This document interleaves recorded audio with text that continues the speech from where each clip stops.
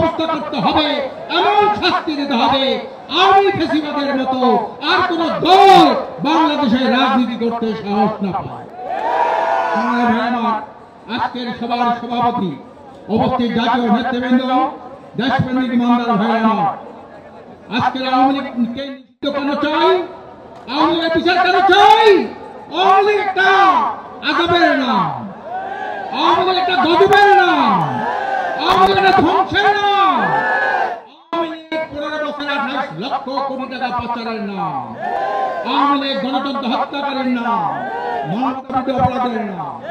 এই আওয়ামী লীগ কোনদিন কোনকালে বাংলার জমিনে আর স্থায়ী হতে পারবে না। সংগ্রামী ভাইরা, আজকের ছাত্রদের অকাতরে জীবন দিয়েছেন, হাজার হাজার ছাত্র জীবন দিয়েছেন, হাজার হাজার ছাত্র বন্ধু হয়েছেন। আজকে অনেক পঙ্গু ভাইয়ের আত্মীয় স্বজন এখানে আছেন, পঙ্গু ভাই এখানে আছেন। এই আওয়ামী ফ্যাসিস্ট যেভাবে একটা নারকীয় এই ফ্যাসিবাদ কায়েম করেছিল, এই আওয়ামী লীগকে নিষিদ্ধ করা সময়ের দাবি, সকল মানুষের দাবি, দেশপ্রেমিক ইমানদার জনতার দাবি।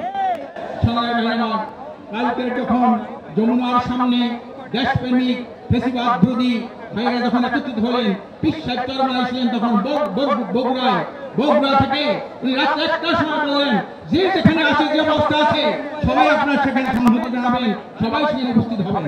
আজকে আমি স্টেজে বসে 4 বার উনি দিয়েছেন। উনি 2 জন উপদেষ্টার সাথে কথা বলেছেন।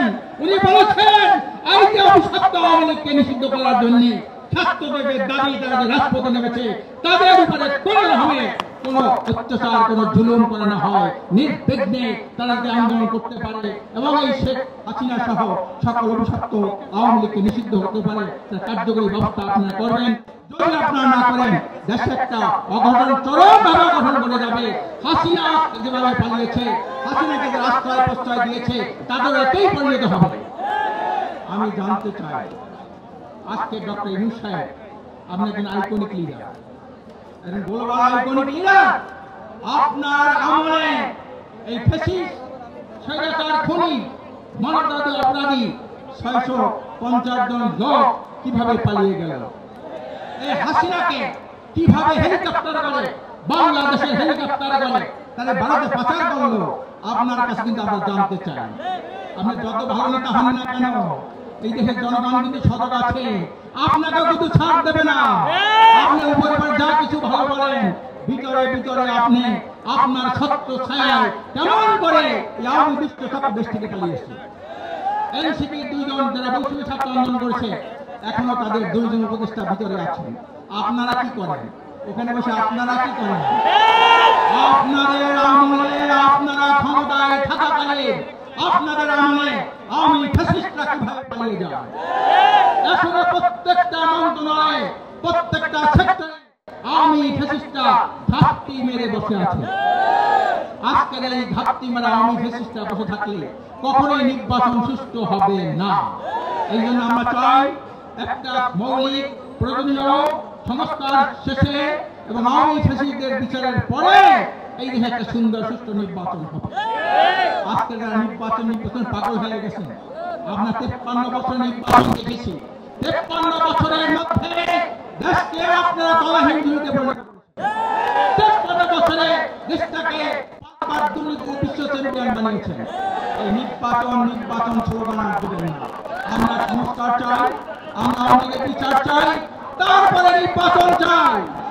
আমরা নির্বাচন চাই, তারপরে জাতীয় সংসদ নির্বাচন চাই। আসুন আমরা আওয়ামী লীগ ধরি, এই ষড়যন্ত্র বন্ধ না হয় এবং আওয়ামী লীগের দোষকরা বিভিন্ন ঘাপটি মারে বসে আছে। মীর জাফর তো বেশি হওয়া যাবে না, মীর জাফর একজন হলেই তো হয়। আজকের বাংলাদেশে যতই দেশপ্রেমিক চাই না কেন, মীর জাফররা কিন্তু বিভিন্ন জায়গায় ঘাপটি মেরে বসে আছে। আমি ডক্টর ইউনূস সাহেবকে বলবো, আমরা অনেক ভদ্রলোক, কিন্তু আপনি এই রাজনীতিটা বোঝেন কিনা? আওয়ামী লীগের দুঃশাসন থেকে যাতে মুক্তি পেয়েছে, কিন্তু তাদের ফ্যাসিস্টরা এখনো দেশ থেকে মুক্ত হয় না। আজকেও তো আমাদের ঢুকতে দিতে চায় না।